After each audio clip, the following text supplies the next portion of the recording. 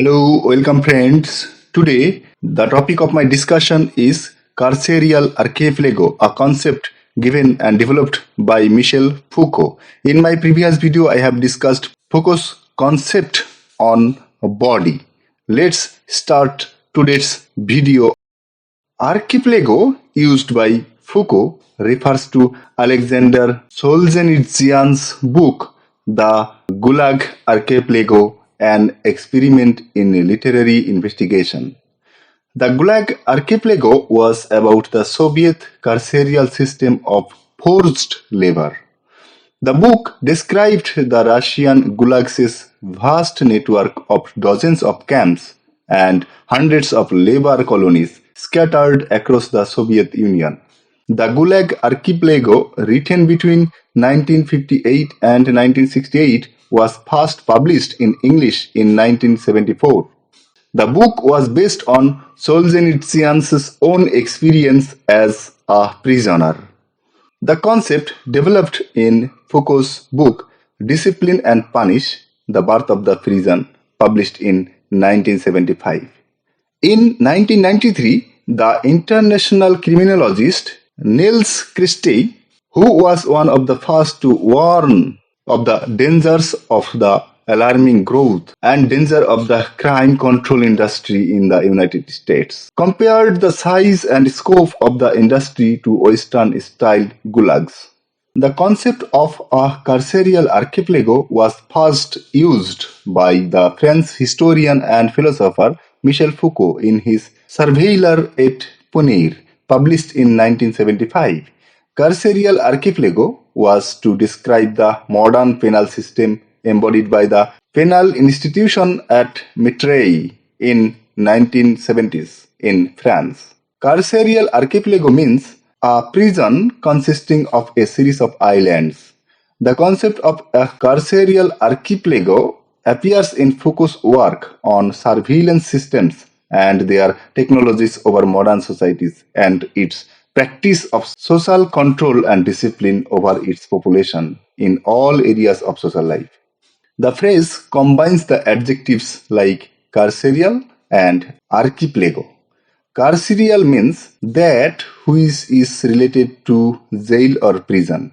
Archipelago means a group of islands. Foucault referred to the island units of the archipelago as a metaphor for the mechanisms, technologies, knowledge systems, and networks related to a carceral continuum.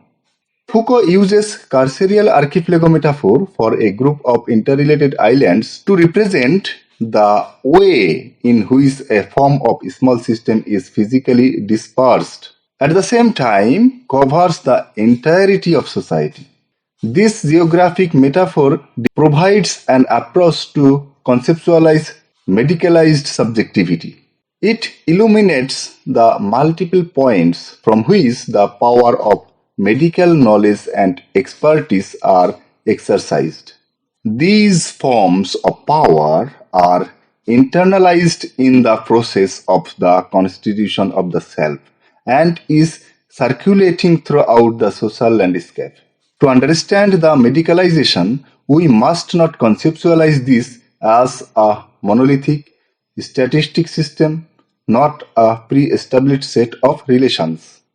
Medicalization must be conceptualized holistically as a diffused set of crisscrossing matrix of social relations in which we as human beings are both disciplined and subjectivated. We must move beyond theorizing medicalization in terms of the gaze towards the carceral archipelago.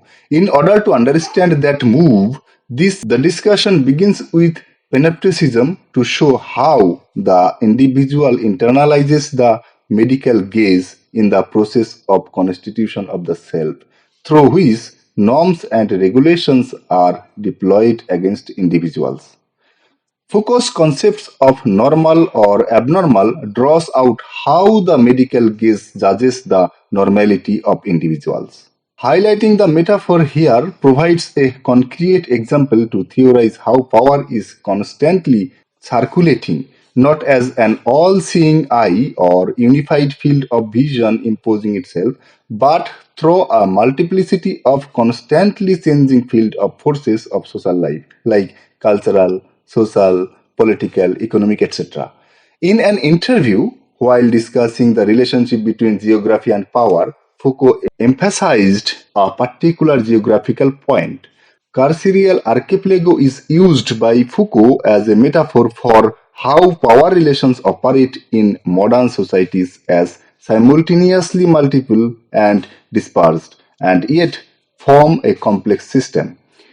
While having connections to the criminal justice system, Foucault's concern is geographical. He specifies its use to avoid the reductionism of other geographical metaphors. For example, territory is reduced to juridico-political, field is reduced to economic juridico, and domain is reduced to juridico-political. Thank you, friends. In my next video, I will discuss Foucault's concept on cultural imperialism. Hope to see you in the next video.